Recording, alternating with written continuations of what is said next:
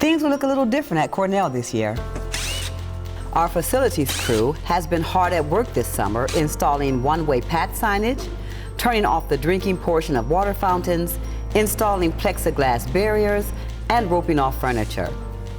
Everywhere you look, you'll see masked faces. But different doesn't have to mean negative. It means we care. And being a caring community is at the heart of who we are at Cornell.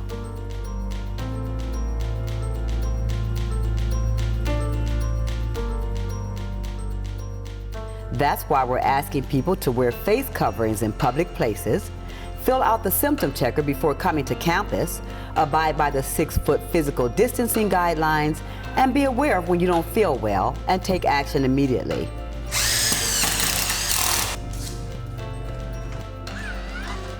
So, while this all may look very different, look closely.